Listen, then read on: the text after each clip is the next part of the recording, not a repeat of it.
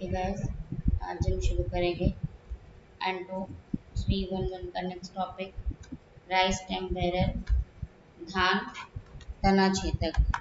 जैसे इसके नाम से ही पता लग रहा है हमें कि धान चना छेदक मीन्स जो किसको हानि पहुंचाएगा, स्टेम को। तना छेदक मीन्स जो स्टेम को हानि पहुंचाता है। और जो इसका साइंटिफिक नेम है स्किरफैगो, और जो इसका जीनस है वो स्किरफैगो ही होगा।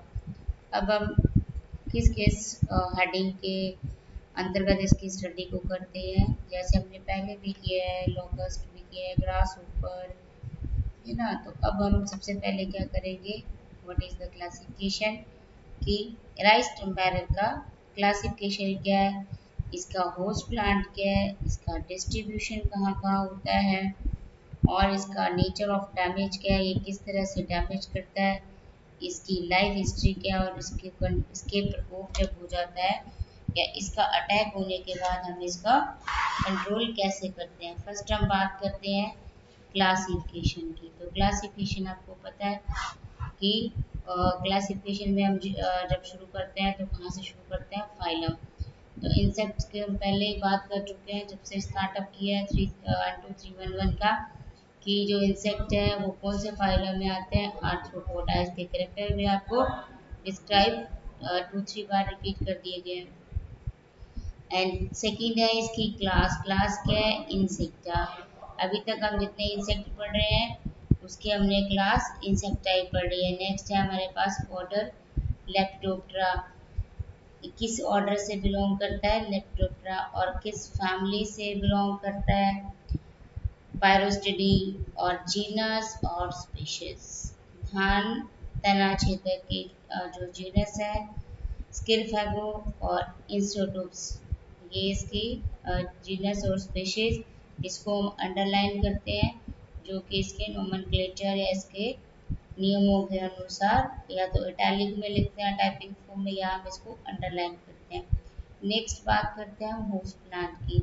तो इसका होस्ट प्लांट, इसके नाम से ही हमें क्लियर हो रहा है कि इसका होस्ट प्लांट कौन सा है। धान तना छेदक मीन्स इसका जो होस्ट प्लांट है वो क्या होगा, धान। तो जो ये धान है, ये जो राइस है, इसके प्लांट्स इसके होस्ट प्लांट होता है। डिस्ट्रीब्यूशन की जब बात करते हैं कि ये जो इंसेक्ट है इसका डिस्ट्रीब्यूशन कहाँ कहाँ पे है, कौन कौन से एरिया में है, या कौन कौन से देशों में पाया जाता है। तो जब हम इंडिया की बात करें या भारतवर्ष की बात करते हैं तो क्या है, जो धान प्रोडक्शन वाले स्टेट्स हैं या धान प्रोडक्शन वाले जो प्रदेश हैं, जैसे उड़ीसा, केरल, बिहार, तमिलनाडु, पश्चिम बंगाल, आंध्र प्रदेश, यूपी एक्सेट्रा, इनमें क्या होता है, एक जो हमारे पास धान तना छेदक है, जो ये स्टेम बेरर है, इसका डिस्ट्रीब्यूशन या इसका वितरण पाया जाता है। और जब हम वर्ल्ड वाइड बात करते हैं या विश्व स्तर की बात करते हैं तो जापान, फिलीपाइंस और पूर्वी देशों में यह डिस्ट्रीब्यूटेड रहता है। नेक्स्ट बात करते हैं हम इसके डैमेज की, या जो इसका डैमेज का नेचर कैसा है, या कौन सा इंसेक्ट की कौन सी जो फेज है लाइफ की वो इसे डैमेज करती है। तो जो डैमेज करती है वो स्टेज कौन सी है, लार्वा स्टेज। लार्वा स्टेज है जो क्या करती है, धान के पौधों को डैमेज करती है या उनको नष्ट करती है, नुकसान पहुंचाती है। और ये जब फसल स्टार्टअप होता है में, जब नर्सरी होती है, इस फसल की नर्सरी क्या होती है, जब प्लांट्स को स्टार्ट किया जाता है, उगाया जाता है, नर्सरी से लेकर फसल पकने तक ये जो इंसेक्ट है इसका प्रकोप कभी भी हो सकता है। मैं जब वो नर्सरी प्लांट्स हैं, नर्सरी में उगे हुए प्लांट्स हैं, छोटे छोटे प्लांट्स हैं, तब भी इनका अटैक हो सकता है इंसेक्ट्स का। और अगर फसल हमारी पक चुकी है तो फसल पकने पर भी जो ये इंसेक्ट है स्टेम बेरर, इसका जो प्रकोप है तब भी हो सकता है। तो थ्रू आउट धान की जो फसल है, थ्रू आउट टाइम इसका प्रकोप कभी भी हो सकता है। और जो लार्वा है वो किसको अटैक करता है, नाम से हमें पता है कि तना छेदक कहते हैं। तना छेदक इसीलिए कहते हैं क्योंकि ये तने के अंदर क्या करता है, अंदर पहुंचकर इसको डैमेज करता है या हानि पहुंचाता है। तो हमें कौन सी फॉर्म इसकी डैमेज करती है प्लांट्स को, लार्वा फॉर्म। तो लार्वा क्या करता है, जो स्टेम के अंदर पहुंच जाता है, अंदर घुसकर उसको क्षति पहुंचाता है, जिससे क्या होता है, जो छोटे पौधे होते हैं वो इससे प्रकोपित हो जाते हैं, इसके डैमेज से ग्रसित हो जाते हैं। और अगर उनकी जो मध्य कलिका के बाद अटैक होता है तो मध्य कलिका सूख जाती है और जो प्लांट है वो क्या होता है, डेड हर्ट बन जाता है, मीन्स उसमें ग्रोथ रुक जाती है। और अगर प्रारंभिक अवस्था है, मतलब नर्सरी प्लांट्स हैं, तो उसमें क्या होता है, प्लांट्स ही सूख जाते हैं। उसके स्टेम के अंदर जब अटैक करते हैं तो नेचुरल सी बात है कि उसका जो न्यूट्रिशन है वो अफेक्ट होगा, और न्यूट्रिशन के प्रभावित होने से क्या होता है, वो प्लांट्स सूख जाता है। और यदि फूल आने पर इसका प्रकोप होता है, मीन्स की प्लांट्स की इतनी ग्रोथ हो गई है कि उस पर फ्लावर्स आ चुके हैं, तो तब अगर इसका, इस इंसेक्ट का या जो स्टेम बेरर है, तना छेदक है, इसका अटैक होता है, तो जो बालियां होती हैं जिसमें धान के दाने बनते हैं, उसमें धान के दाने नहीं बनते और वो खोखली ही रह जाती हैं। नेक्स्ट हम बात करते हैं इसकी लाइफ हिस्ट्री की। लाइफ हिस्ट्री की जब बात करते हैं तो लाइफ हिस्ट्री में हमने पहले भी पढ़ा है कि इंसेक्ट्स में 3 और 4 स्टेजेस को स्टडी किया है। 3 स्टेजेस में egg, larva and adult, and 4 stages में हमने क्या स्टडी किया था, egg, larva, pupa and adult. तो ये जो इंसेक्ट है स्टेम बेरर, इसमें हमारे पास 4 स्टेजेस पाई जाती हैं, 4 अवस्थाएं पाई जाती हैं। फर्स्ट हमारे पास एग, सेकंड है हमारे पास लार्वा, और थर्ड है हमारे पास प्यूपा, एंड फोर्थ है हमारे पास एडल्ट। तो ये जो 4 स्टेजेस हैं ये इसकी पूरी लाइफ को कंप्लीट करती है कि एग से लेकर एडल्ट तक मेच्योर कैसे होता है। तो इस बिटवीन 2 स्टेजेस आती हैं, एग से लार्वा बनता है, लार्वा से फिर प्यूपा बनता है। प्यूपा फॉर्म आपको पहले भी बताई जा चुकी है कि प्यूपा किसे कहते हैं, जो लार्वा अपने बाहर आउटिंग कवरिंग का फॉर्मेशन कर कर उसके अंदर सुरक्षित रहता है, तो वो जो फॉर्मेशन होती है उसे प्यूपा कहते हैं।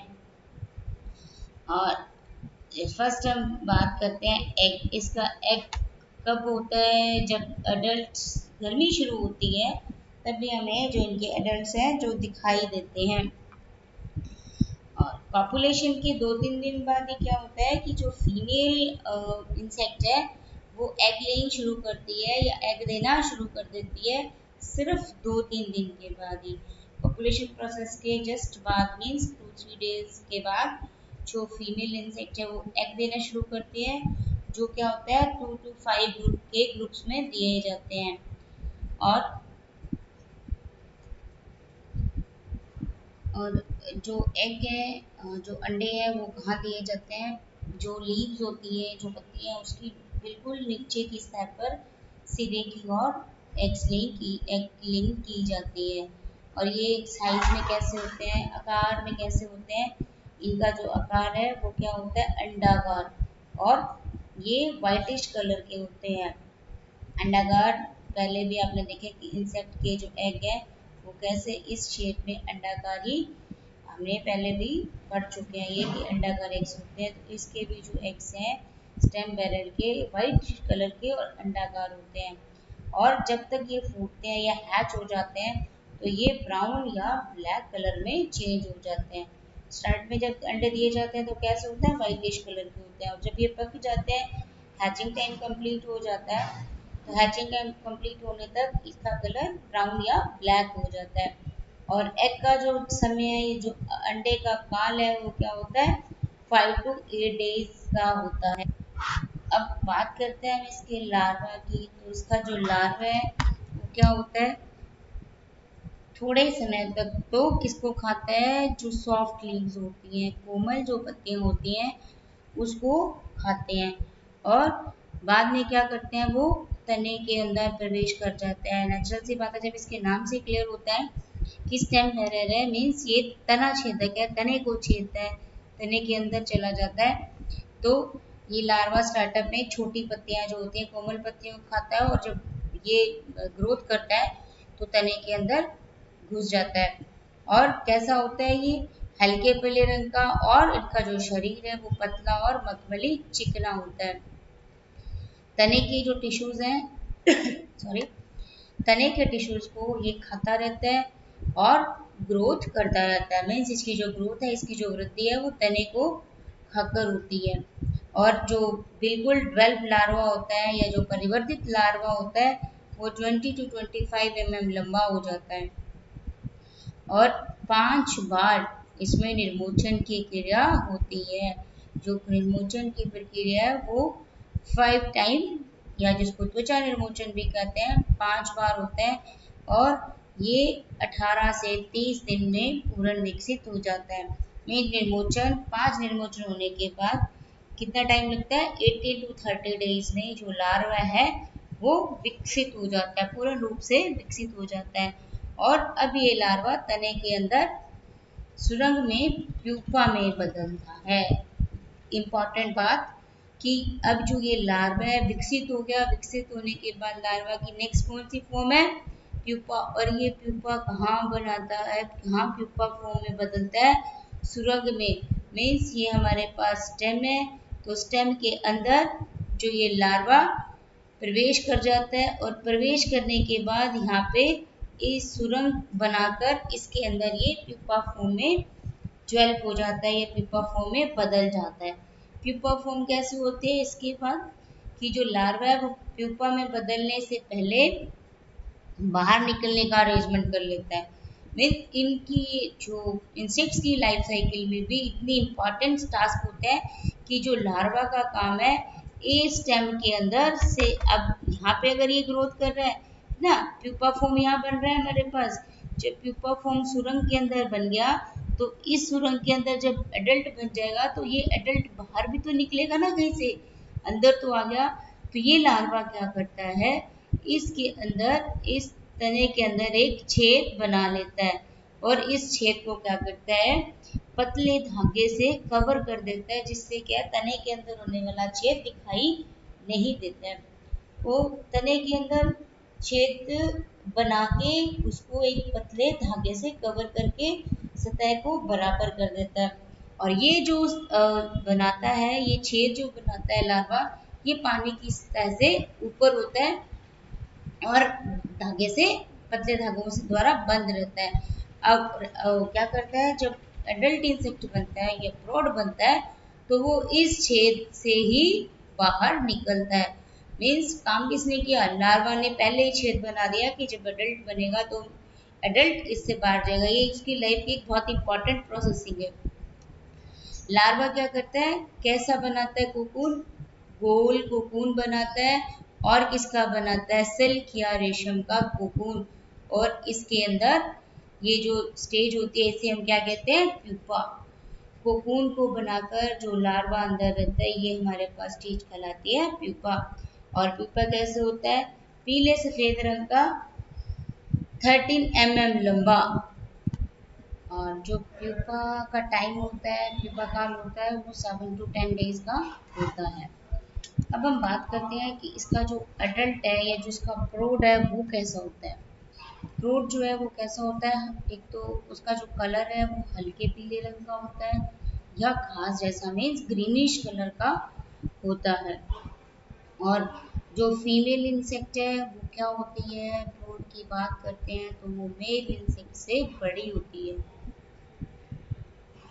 और फीमेल इंसेक्ट के जो अगले पंख है उस पर एक काला धब्बा पाया जाता है। ये क्या होते हैं, एक आइडेंटिफिकेशन करेक्टर होता है, किसका, मेल और फीमेल का। फीमेल के क्या, अगले जो पंख है उस पर एक काला धब्बा पाया जाता है जबकि मेल में ऐसा नहीं होता है। और मेल में क्या होता है, ये जो हमारे जो मॉर्फोलॉजिकल कैरेक्टर है ये क्या होता है, क्लासिफिकेशन के लिए इम्पॉर्टेंट होते हैं कि फर्स्ट लुक में हमें क्या क्या डिफरेंसेस दिखाई देते हैं। मॉर्फोलॉजी क्या होती है, उसकी बाह्यता की, कि हमारे सामने दो इंसेक्ट्स पड़े हैं, तो मेल और फीमेल को यदि हमें आइडेंटिफाई करना है तो फर्स्ट जो करेक्टर है हमारा ध्यान कहाँ स्टक करता है कि दिखाई देने में ये दोनों इंसेक्ट किस तरह से हैं, किसकी बॉडी पे क्या पंख पाए जाते हैं या उन पंखों के ऊपर किस प्रकार के स्पॉट पाए जाते हैं। तो ये जो सारे करेक्टर होता है that is important for classification या उसकी आइडेंटिफिकेशन के लिए इम्पॉर्टेंट होते हैं। मेल में फीमेल में क्या होता है, काला धब्बा होता है, जबकि मेल में क्या होता है, पंख के जो शीर्षक किनारे होते हैं उस पर 8-9 काले छोटे छोटे धब्बे होते हैं। हो गया ना डिफरेंस, उस पे क्या हुआ, यदि ये पंख है उस पर एक काला बड़ा धब्बा पाया जाता है और उस पे क्या है, उसके पंख पे 8-10 छोटे छोटे धब्बे पाए जाते हैं। तो डिफरेंस हमारे पास सामने है, इस प्रकार से धब्बे पाए जाते हैं और उस पे एक ही बड़ा धब्बा पाया जाता है। और जो फीमेल इंसेक्ट है उसका जो एनल रीजन होता है वो पीले भूरे रंग का बालों का एक गुच्छा भी पाया जाता है। फीमेल का सेकेंड कैरेक्टर आइडेंटिफिकेशन के लिए कि फीमेल है, उसका जो एनल रीजन होता है, एनल रीजन में पीले भूरे बालों का गुच्छा पाया जाता है। और ये क्या करते हैं, लाइट की ओर अट्रैक्ट होते हैं, मीन्स लाइट ट्रैप हम इनके लिए लगा सकते हैं। और ये कब से कब तक रहते हैं, अक्टूबर नवंबर तक एक्टिव रहते हैं। अडल्ट इंसेक्ट जब गर्मी शुरू होती है तब दिखाई देते हैं, ठीक है, उसके बाद इसका कॉपुलेशन और egg and larva and pupa, तो ये कब तक, अक्टूबर नवंबर तक एक्टिव रहते हैं और फिर से लार्वा तथा प्यूपा अवस्था में जून तक ये सुप्तावस्था में रहते हैं। गर्मी जब शुरू होती है तभी दिखाई देते हैं ना हमें ये इंसेक्ट्स, जो इसके प्रोडेंट, तो जून तक क्या कहते हैं, ये सुप्तावस्था में ही रहते हैं, इसकी लार्वा और प्यूपा जो फॉर्म है। और लाइफ साइकिल क्या होता है, 32 to 51 डेज, मतलब लगभग 1 महीने से लेके अबाउट 2 मंथ तक रहता है, इसमें इसकी जो लाइफ साइकिल है वो पूरा हो जाती है। एंड नेक्स्ट क्या है हमारे पास कि अब इसमें एक इम्पॉर्टेंट कैरेक्टर है, दिस इज इम्पॉर्टेंट। आपको क्या होता है कि पहले हमने जब इंसेक्ट पढ़ा था तो उसकी एक वर्ष में एक पीढ़ी मिलती है या एक वर्ष में 2 से 5 या एक से अधिक 2 से 5 तक पीढ़ियां मिलती हैं। ऐसा हमने स्टडी किया है कि 2 से 5 तक पीढ़ियां मिलती हैं या 2 से 7 तक पीढ़ियां मिलती हैं। अब इसमें क्या कैरेक्टर स्पेसिफिकेशन है कि इसमें अलग अलग प्रदेशों में, मीन्स अलग अलग जो स्टेट्स हैं, अलग अलग स्टेट में एक साल में जो जनरेशन मिलती है, जो पीढ़ियां मिलती हैं वो अलग अलग होती हैं। 2 भी मिल सकती हैं, 3 भी मिल सकती हैं और किसी प्रदेश में 5 भी मिलती हैं। ये इसके टेम्परेचर वेरिएशन के कारण होता है, तापक्रम में विभिन्नता के कारण ऐसा प्रोसेस होता है कि एक साल में 2 पीढ़ियां भी मिलती हैं और किसी स्टेट में एक साल में 5 पीढ़ियां तक भी मिलती हैं।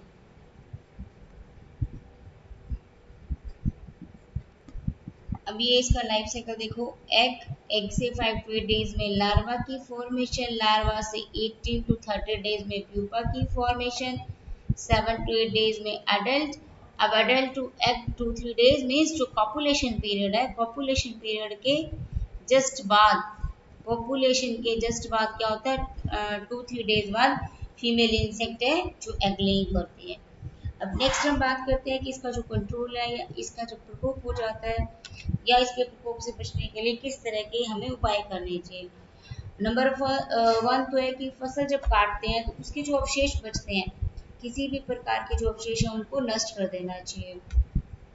और कीट प्रतिरोधी मीन्स जो इसकी ऐसी जो इन इंसेक्ट से जो प्रतिरोधी जाती हैं, जैसे रत्ना जया, IR20, IR26 आदि को उगाना चाहिए और अंडों को खोज कर ढूंढ ढूंढ कर उनको नष्ट कर देना चाहिए। अब लाइट ट्रैप लगा सकते हैं खेतों के पास। लाइट ट्रैप लगाने से क्या होगा, ये इंसेक्ट लाइट में आकर्षित होते हैं, अट्रैक्ट होते हैं, तो ये लाइट ट्रैप से हम इनको कलेक्ट करके भी नष्ट कर सकते हैं। और अगर फसल पर प्रकोप हो जाता है तो कुछ ये दवाएं हैं जो कि फसल पर प्रति हेक्टेयर के हिसाब से यूज करते हैं पानी में घोलकर। ट्राइजोफास, क्यूनिलफास, एसिफेट, ऐसी जो दवाइयाँ हैं, कई तरह की और भी दवाइयाँ हैं जो कि इनके ऊपर पानी में मिक्स करके डाली जाती हैं।